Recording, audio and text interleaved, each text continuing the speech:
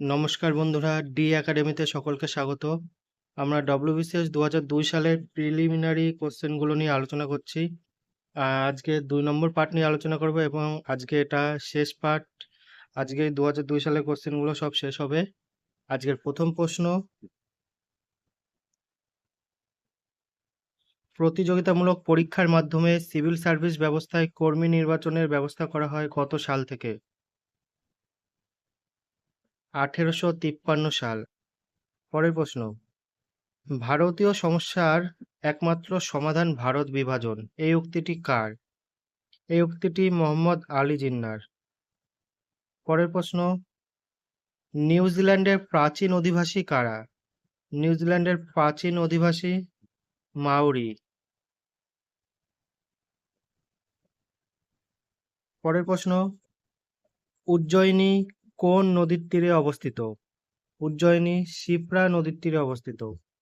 পরের প্রশ্ন, Rocky Rocky পর্বতের সর্বোচ্চ শৃঙ্গের নাম কি? রকি পর্বতের সর্বোচ্চ শৃঙ্গ মাউন্ট ম্যাককিনলে। পরের প্রশ্ন, কাভারাত্তি কার রাজধানী? কাভারাত্তি লাক্ষাদ্বীপের রাজধানী। পরের প্রশ্ন, মুসলিম লীগ ঘোষিত প্রত্যক্ষ সংগ্রাম কবে শুরু হয়? মানে মুসলিম লীগ কবে প্রত্যক্ষ সংগ্রামের ডাক দেন? এটি 16ই আগস্ট 1946 সাল।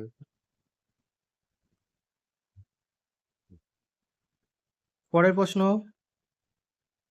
ডুরান্ড রেখা কোন দুটি দেশের মধ্যে অবস্থিত? ডুরান্ড রেখা ভারত ও আফগানিস্তানের মধ্যে অবস্থিত।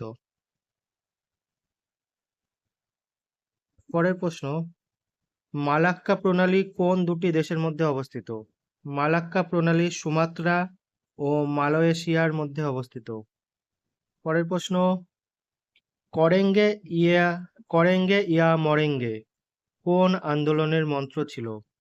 করেঙ্গে ইয়া মরেঙ্গে ভারত ছাড়ো আন্দোলনের মন্ত্র ছিল। পরের প্রশ্ন, ভারতবর্ষ জিএসএলভি রকেট উৎক্ষেপণে প্রথম সাফল্য লাভ করে কত সালে? ভারতবর্ষ জিএসএলভি রকেট উৎক্ষেপণে প্রথম সাফল্য লাভ করে 2001 সালে। পরের প্রশ্ন, ক্যালিকো বলতে কি বোঝায়? ক্যালিকো বলতে সুতি বস্ত্র বোঝায়।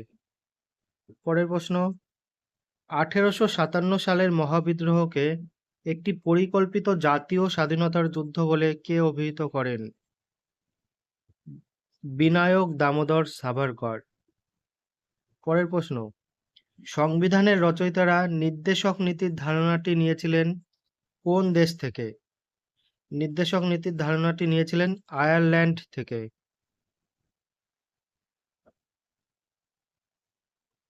পরের প্রশ্ন, এদেশের প্রথম বাংলা সংবাদপত্রের নাম কি? সঠিক উত্তর সমাচার দর্পণ। পরের প্রশ্ন, গ্র্যান্ড ব্যাংক মগ্নচড়া কোথায় অবস্থিত? গ্র্যান্ড ব্যাংক মগ্নচড়া নিউ ফাউন্ডল্যান্ডে অবস্থিত। পরের প্রশ্ন, ক্রোয়েশিয়ার রাজধানী কি? ক্রোয়েশিয়ার রাজধানী জাগ্রেব। পরের প্রশ্ন, ভারতের রাষ্ট্রপতি নির্বাচিত হন কাদের দ্বারা? ভারতের রাষ্ট্রপতি সংসদের উভয় কক্ষ এবং রাজ্য বিধানসভার সদস্যদের দ্বারা নির্বাচিত হন। পরের প্রশ্ন, ফরওয়ার্ড ব্লক রাজনৈতিক দলের প্রতিষ্ঠাতা কে? সুভাষচন্দ্র বসু। এটি 1939 সালে 3 মে তিনি প্রতিষ্ঠা করেন। পরের প্রশ্ন, সার্ভেন্টস অফ ইন্ডিয়া সোসাইটির প্রতিষ্ঠাতা কে? সার্ভেন্টস অফ ইন্ডিয়া সোসাইটির প্রতিষ্ঠাতা গোপাল কৃষ্ণ গোখলে। পরের প্রশ্ন, বিখ্যাত ডান্ডি অভিযান শুরু হয় কত সালে? 1930 সালে 12ই মার্চ।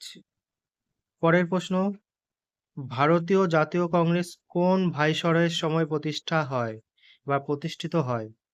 ভারতীয় জাতীয় কংগ্রেস প্রতিষ্ঠিত হয় লর্ড ডাফরিনের সময়। পরের প্রশ্ন, মানুষের শরীরে কোথায় ইউরিয়া তৈরি হয়? মানুষের শরীরের যকৃতে ইউরিয়া তৈরি হয়।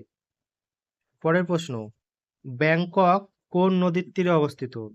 ব্যাংকক মেকং নদীর তীরে অবস্থিত। পরের প্রশ্ন, প্রথম গোলটেবিল বৈঠকের সময় ব্রিটেনের প্রধানমন্ত্রী কে ছিলেন? Winston Churchill.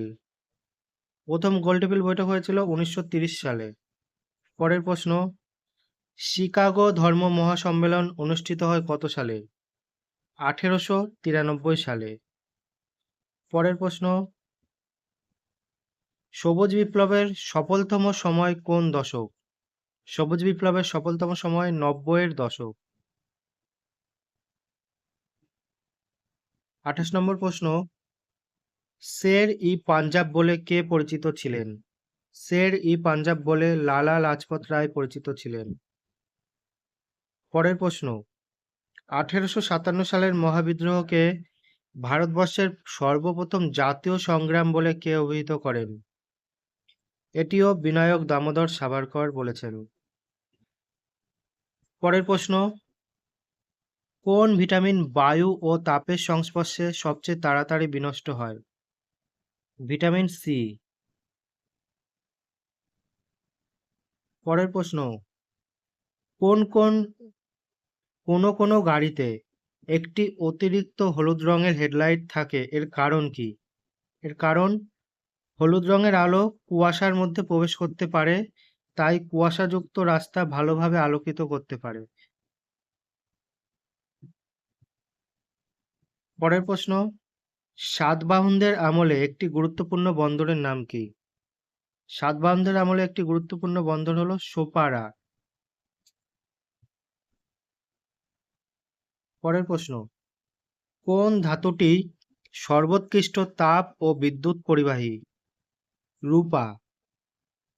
পরের প্রশ্ন, কৃষ্ণদেব রায় তার বিখ্যাত গ্রন্থ আমুক্তমাল্যদা কোন ভাষায় রচনা করেন?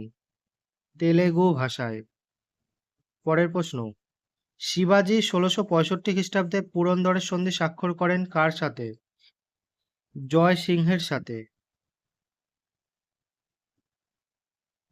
পরের প্রশ্ন, 1907 সালে জার্মানিতে ভারতের ত্রিবর্ণ রঞ্জিত জাতীয় পতাকা উত্তোলন করেন কে?